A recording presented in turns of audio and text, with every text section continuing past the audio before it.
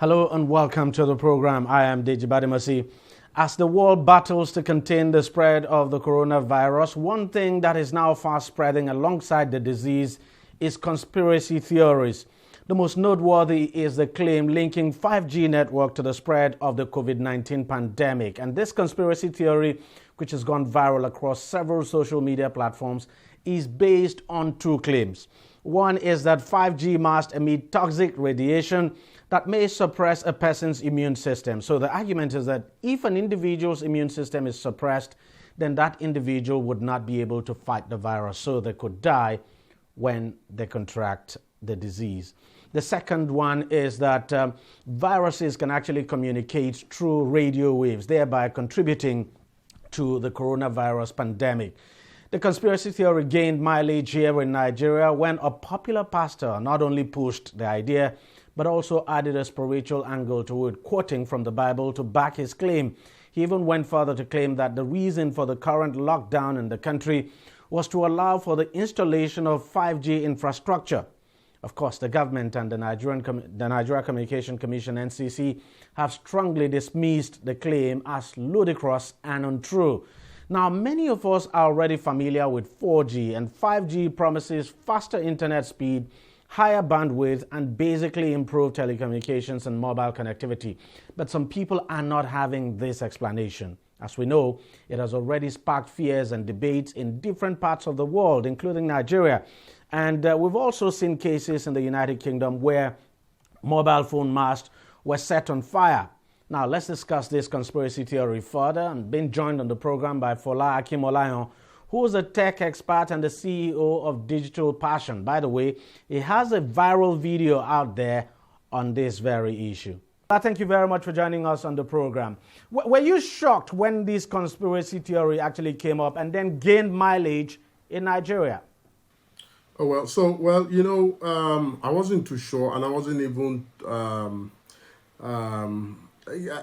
wasn't really part of, that entire conversation. I mean, some of these theories just flying up and down social media.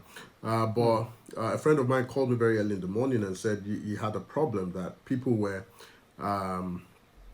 translating some certain theories into local languages, and I felt concerned that the responsible thing to do really is to try and do a video to bring out the truths.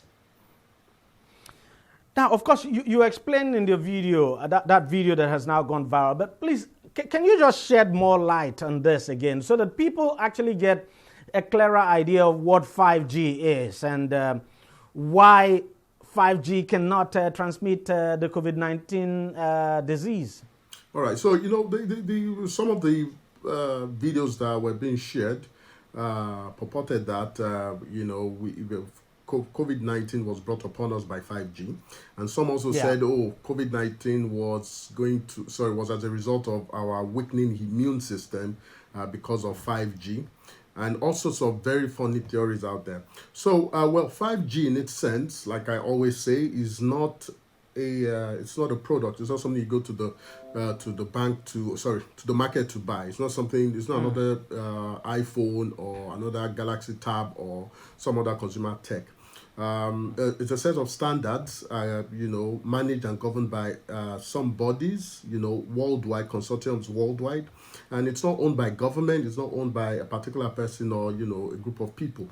So that first. Then secondly, when you look at, some of the technical information about 5G, you realize that it's not too far from what we already used before, what we're already using before, like the earlier technologies around 3.5G to 4G and, the 4G LTE. 5G in its sense is just an incremental value on those existing technologies. In the past, all these technologies would occupy a particular broadband spectrum, and this particular spectrum is congested. So we're looking at the future of, mobile communications, and we're saying we're going to bring more people on board. More businesses are going online. A lot of people, are getting very aware. People, the mobile penetration rate is going higher, and there will be a need to accommodate more. I mean, that's primarily one very key advantage of having 5G. The other advantage is that, fine, it will allow us to do even more things like IoT and some of these big ideas around driverless cars, remote surgery, and so on and so forth. So if you're going to bring in more people on board, then you need a bandwidth that can take them. And what 5G did at this point is to include a particular radio technology called wave, which basically means that the frequency at which that wave operates is a lot faster than the other technologies we've always had. So this fast speed implies that would also have, fast internet or, content delivery as a cases. Very low latency. So if someone is, doing remote surgery somewhere and he makes a gesture, you can be rest assured that with very little latency, wherever that is being translated, it's almost immediate. That said, also you also look at the fact of, congestion. Like most telcos will tell you, like if they need to push out services to very crowded areas, once people clog that bandwidth, the quality of service delivery is poor. And at their own end, they're probably up maybe 99.9% of all times, But to take it from their end to your end, they need more bandwidth. And that's why we have, us even thinking about a fifth generation type of mobile communications in the first place. What's the radiation level of 5G? Because that has been the argument of some of these individuals pushing. Yeah, so pushing we have this, some people too who are within that bracket who are saying, okay, see, this is not about, we have some understanding that, or rather, we are not saying that, 5G caused COVID-19, but we are saying is that we're going to be exposed to radiation. Fine.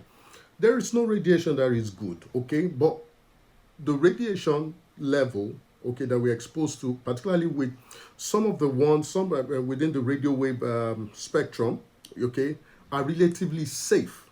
They are relatively safe in the sense that they are non-ionizing and they can do us they won't do us harm, except you carry the radio transmitters and you wear them on your head and you carry them on your body all the time. So, and that's not a practical scenario. So with 5G, the only additional thing that we are not already used to are these transmitters who are broadcasting somewhere between maybe, it depends on however they're deploying that, but they're looking at maybe 15 to about 100 megahertz, in some places 30 to 300. So now what people are saying is with this high frequency, okay, people are going to be exposed to quite a lot of, radiation. But let me say that before some of these decisions are made, you can be rest assured that a lot of tests have been, they've been done. This is not the first time researchers and everybody is going to be complaining about,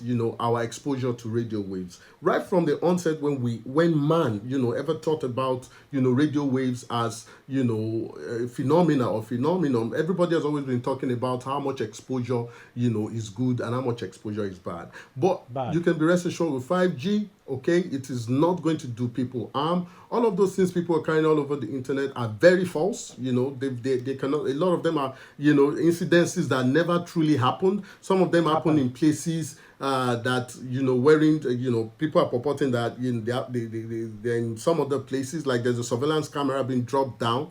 Sorry, it said 5G pole being dropped down. That wasn't a 5G pole. That was a surveillance pole in Hong Kong. So, be rest assured, okay, your governments are not going to come to you to want to harm you. And then when you hear a pastor, I wouldn't want to mention the name now, a pastor, for instance, come out to say, look, in Wuhan, where we had, which of course, where this COVID-19 actually started from, and the epicenter, of course, of COVID-19 in China, that what actually kills the people there was not COVID-19, that it was basically 5G. And then you begin to ask yourself, we've seen 5G deployed in other places as well. We've not seen, much death as such in those places.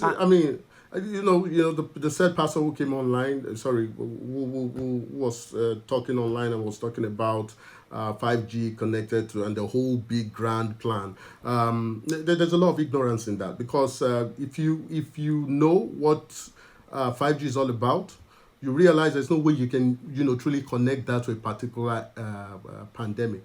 Okay, that's it. Then secondly, the issue with Wuhan. We heard Wuhan too many times. The first rollout wasn't even in Wuhan. And let's look at the United States of America that seems to be like the epicenter of this pandemic right now. How many 5G cell towers are in the United States of America? And I stand to be corrected as you guys are recording. How many 5G cell towers are in America?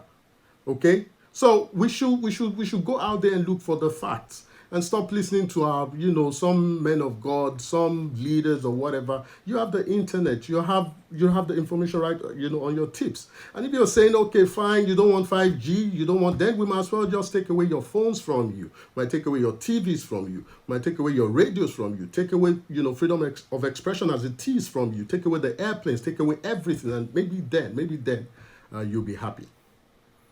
And of course, it's very dangerous to keep propagating this kind of conspiracy theory, because it would only worsen the situation in terms of the spread of the COVID-19 now, because it definitely means those who would go on to believe some of these theories would not take the needed precaution now to prevent themselves from catching COVID-19. Yeah, and that's where the problem is going to be now. So if people are saying, oh, but this is not, a disease like that. We can't catch it by touch. We can see what is happening right now has happened before. I'm actually working in a video I'm about to release very soon, hopefully today or tomorrow. And you come to realize that everything we are doing right now, everything, plus how we went about it, the way pastors came on board and said we're all going to die, everything happened.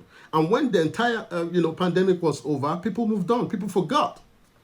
Fola Akimola, thank you very much for joining us on the program, and thank you very much for sharing your insights. Thank you very much for having me. All right. Okay, we'll take a short break, and we'll be right back. On DEJI360, we don't just ask the questions. What is wrong with amending the Constitution the way the National Assembly members have been doing it? We seek answers. Constitution is constituent. Our problem is not lack of laws. Our problem is lack of the willpower to implement our laws. Answers that provide clarity. While we negotiate, we should try to make it a point that the girls must be complete. The clarity you need to make informed judgment so that you can make the right decision and take action. People are saying it is you politicians that are responsible for this, that you are the reason why this is happening. All these dollars that call themselves governors in this country. I wish we had people like Tony at the National Assembly. God forbid that I go to join that DEJI360, providing clarity to issues.